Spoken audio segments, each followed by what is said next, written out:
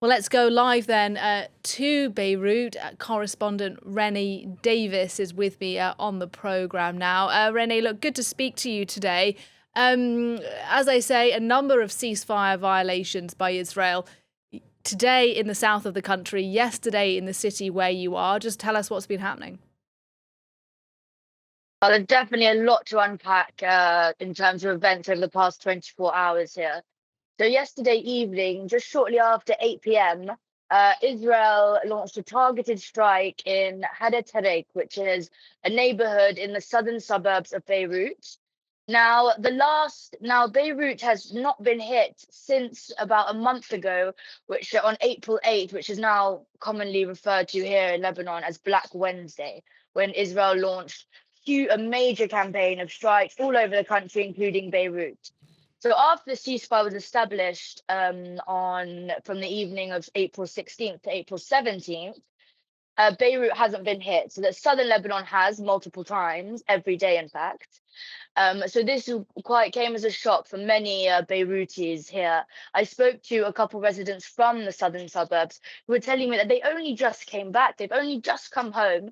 They've only just unpacked their stuff and started to, try and find some normalcy in their lives. And this has happened again. So it's very unstable, a very hostile situation. Now, continued strikes have been happening all throughout the day in southern Lebanon, notably in Nabatie, which is a large town in South Lebanon, uh, where one strike, when rescue workers then attempted to save people under the rubble, they were targeted as well. That happened earlier today. And there's also been phosphorus bombs, which is, the toxic gas that can cause severe burns and really, really damages agriculture. So there's been a lot of ceasefire violations, to say the very least.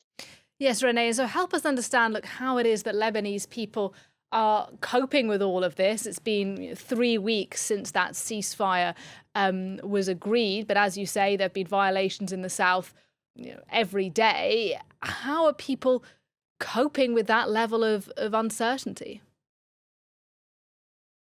Well, like I said, it's a very hostile, uncertain situation. So, and there's been negotiations. Now, many oppose normalcy with Israel through just pure, not wanting to have normalcy with a country that's constantly bombing your own country.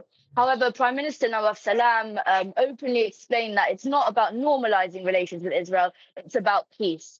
Now, these discussions are ongoing with Lebanese and Israeli officials, but it's really devastating in terms of residential areas and cultural heritage. I was speaking to one elder gentleman earlier today in his 80s from southern Lebanon, a village called Riyam, who was explaining to me that his house has been targeted by Israel at least 4 times since 2000. So in 2006, when there was an invasion, in 2024, and in 2026. And he hasn't been able to go back to his home in Riyadh since 2024. And he was showing me pictures of his house, what it used to look like 2 years ago after they rebuilt it. And now it's just pure rubble.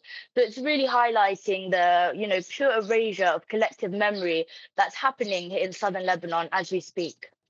All right, Renée Davis reporting for us from Beirut. Thank you very much indeed.